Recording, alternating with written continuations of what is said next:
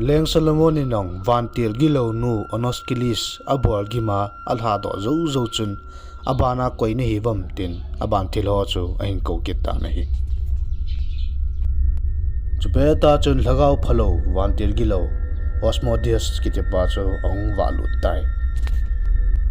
chupa chun Leng Solomon inong amo mo chun koine him tina dong in hi le thila pa yang chun lohang ten hung peng za in nang koine him tin na hin le do kile nei join thila pa nong a sei pein ke hi vantil te chile mihim chanu tek thisan ki hala ki sim ke hi in la nang hi mi mai mai leisi na pingin kilit sa ta le ki hi sa ta nei do na ding lam piom poi ati nei chule ke hi van thamzola a si ki bom mihim te headinga the great bear chule adango headinga dragon chapa tia a si ki bom au cheng ke hi chule rang hi leisi na mihim mai mai na hin jingna thaya na lengam ki a na una thia na vai pu nei ki cha ya chule ki ho hi su changa ku nai hla do a kom pe do ai tai ati thei lo ke hi win ati thei ni nang ati thei lo ke hi ja hi mihim ten pathin mangai heu du nei boi cha chu nang in thudo nei bo na ding lam pi om nai sai poi tin Solomon ko ma chun sai tai chupa chun Leng Solomon in Osmodius chan chu ve nei le tu sai dan chu he chiwang hi vantil gi lo la bol thei khat hin te tin kineu sa ta ha ma thudo abol thei na ding in bong chal vuna ki si mol la chun a jep ta win sein kang cha chan paten ka sewai nei don bunin tin Osmodius vantil gi lo pa chu thudo nei kita nei Jin Leng Solomon in Osmodius za chun ama sa penin leisinai pibola thama hung nei nong lo na ji sein tina dong tai Jin Osmodius in adon bunin leisina hi numei pasal ki cheng tha li li ho kina sa le akova sagu sema ka panji akina na thei diwa lampi za chom chom ka gun pi ji ate na hi chule nunga thinga ki ha jong hiti chun ka pui mangjin ka pui si jin hiti chun nunga thinga hi na kurmen ka subang ji tai ate na hi chupa chun Leng Solomon ni long a hi le sein Osmodius chibo se chom na bol theina nong bol ji tina dong kit tai Jin Osmodius in long adon but pein chile ke hin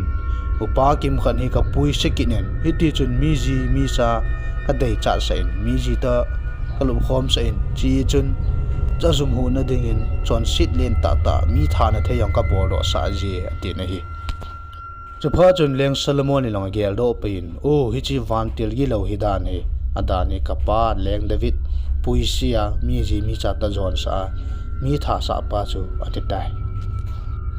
Jin Leng Solomon in Osmodius ja ahile vantil a ho ko ni ki chat penam sein tin adong kita nei Osmodius in adon bunin vantil la hun Raphael pathin lal to na maya lam lam pa ho ka ki chap pe ne tin hen sai tai adang na ki chat lo ha tin adong in nei le Osmodius in yong nga thin khat le a thin kha hi ji theimin phung ta bong khat tamaris ki ti thing chunga ong ki hal nam lang lohon ka ki chaki ne hi ji khu ka ki ma api hi ati na hi Leng Solomon ni nong na zo he na ta ham sei chinin tina sei nei le hi ji thila pa yang chun hingjing pathin hi chi khut bu nei pa ka chunga ka ai cha sa thelo pa mi nai ka sei ata ata hi tina sei ta nei Leng Solomon yang chupa chun ai le pinga ham sein tina sei adong kita nei le thila pa nong glanos kiti asera tui pi panga tuya cheng nga khoi chiao kawale ka chile kumnon he chiwadung panga ho ka chi ji loi tai tin sei nei idi chun Leng Solomon chun Osmodius vantir gi lo pa chu Jerusalem ho insa na denga pun angai cha yo se chu chil sa ding hetin tui sin hup som to hina pi than akia chun acha na thailo ding in thi long len ta khani o sa ta na hi chule Leng Solomon inong hichi Osmodius vantir gi lo ta vantil khunung khuma he an hunglung diang he chingta hi ti haji chun aki ven thim na ding in aki chat pen nga thin le nga thin kha zo hali na ta sa chunga chun